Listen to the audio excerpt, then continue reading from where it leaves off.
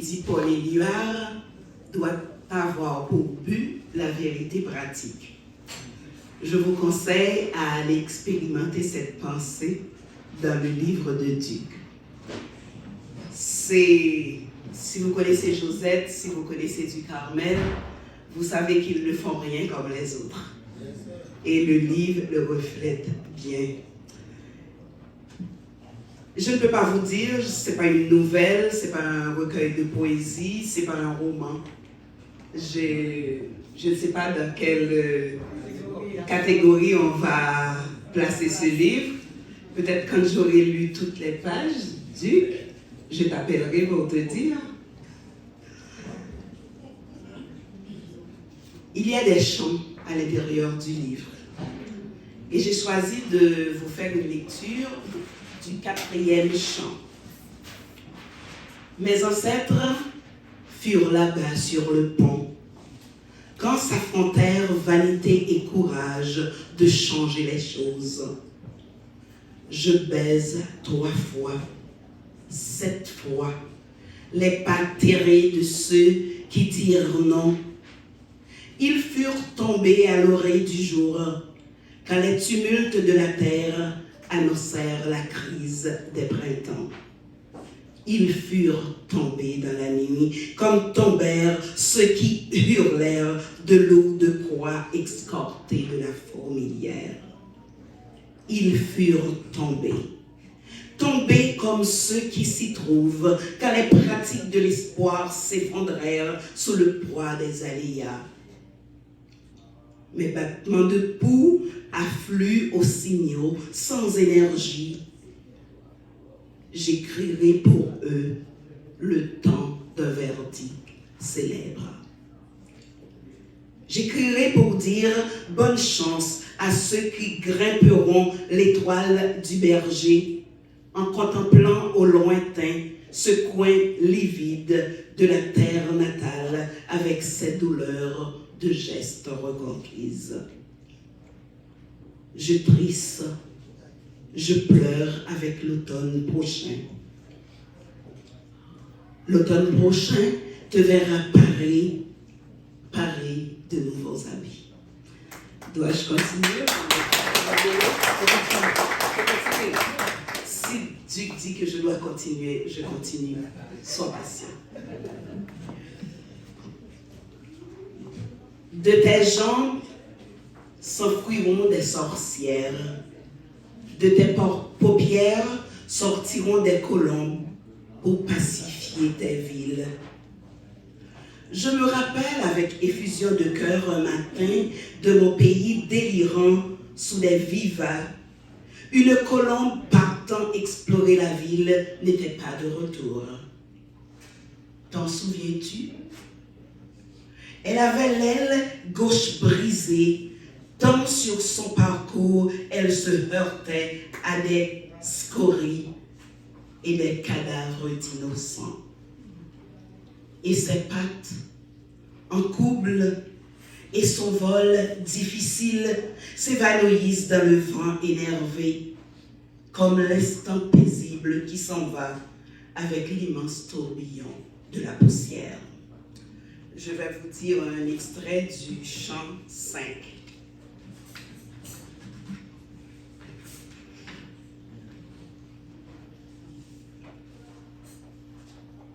Je te suivrai un sabbat aussi, au milieu du désert de la vie, quand il neigera sur tes rêves. Millions de tonnes de bourgeons, de roses, pour célébrer le jour de son retour. Les tribus les emporteraient dans leur guitoune, parce que tu serais alors étranger à cette poussière blanche que le ciel déverse et que la terre accueille avec engouement. Vers toi, qu'on aille au seuil de la journée annoncer que demain, au premier chant de l'aube, les caravanes brûleront tous les feux en direction de la patrie. Que l'on dresse les tonnelles de tout bois, qu'on y apporte des rubans de toutes couleurs, qu'on reprenne les tables de brancardier et qu'on les remette à leur place pour que les esprits brisés au passage de l'intrus s'en trouvent leur bon sens de fêtard. J'y serai intact et premier à prendre siège tout près des dames Jeanne. J'y serai pour que l'eau de source ne vienne à manquer, car si elle manque cette fois-ci, nous boirons du soleil amer dans un verre vide.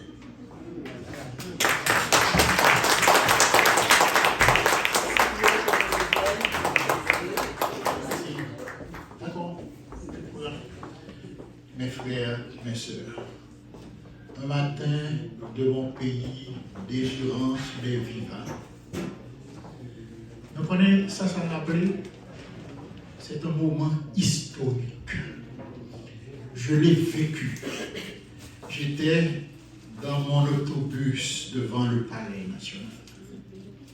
J'étais là quand on lançait cette colombe, symbole de paix.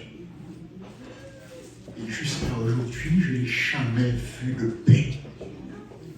Bien sûr, vous voyez, nous devons retourner à la littérature. Nous devons retourner aux sources. Nous devons penser à l'indigénisme. Nous devons nous approprier davantage de l'indigénisme. Parce que l'indigénisme nous dit beaucoup. L'indigénisme nous apprend beaucoup. Maintenant, soyez plus attentifs, frères et sœurs. Car aujourd'hui commence une nouvelle série. Nous allons approfondir avec vous l'histoire à travers la poésie, à travers le roman. Nous avons un roman dans ce livre, Mon compère. Mon compère. C'est inspiré un petit peu du roman de Jacques Roumain. Vous songez le roman ça? Compère général Sommeil. Non, c'est bien Gouverneur de la Rose. Dans le roman, mon dernier du livre, j'ai fait comprendre au pays. En mettant sur scène deux amis qui reviennent des États-Unis, qui choisissent de retourner en Haïti. Ces deux amis choisissent volontairement d'y retourner vivre. Ok? C'était bien au moment où j'écrivais. Je ne parle pas d'aujourd'hui. Vous comprenez? Pour vous dire que leur choix a été quand même décisif. Ils ont choisi de retourner dans la terre de leurs parents, la terre abandonnée à son sort. Et mes amis, c'est un roman assez intéressant qui se trouve en arrière du livre. Très intéressant. Vous savez que le livre est sorti un mois avant la question de Wanamet. Jacques Roumain en a parlé, du Carmel. Séraphin a renchéri, et vous autres, vous allez comprendre que le bonheur n'est autre part quand Jésus-Christ est dans la terre. Merci. Diversement considérés. D'aucuns sont lents à apprécier les formidables valeurs et l'importance de la littérature haïtienne, tandis que d'autres croient qu'elle dépasse les limites du ciel azuré de lui. Elle embrasse non seulement le créole et le français, mais aussi l'anglais, l'espagnol, voire un syncrétisme linguistique. De nos jours, Haïti projette une image multiforme, occupant des espaces éparpillés sur toute la planète. On en parle au Canada, en France, en Afrique, tout comme dans les Caraïbes. Je dois me contrôler pour ne parler que du mouvement indigéniste de la littérature haïtienne. Disons en peu de mots que la littérature haïtienne est riche et diversifiée, reflétant l'histoire, la culture et les luttes du peuple haïtien. Voici un aperçu des différentes périodes et leurs caractéristiques. Vous avez en tout premier lieu la période des pionniers ou pseudo-classiques de 1804 à 1836.